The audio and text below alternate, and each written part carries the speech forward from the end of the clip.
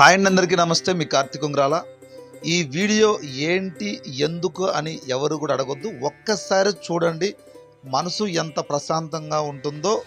మీరు కూడా ఆ డ్యాన్స్లో మమేకమైపోయి ప్రశాంతంగా ఉంటారు. ఒక్కసారి ఈ వీడియో చూడండి.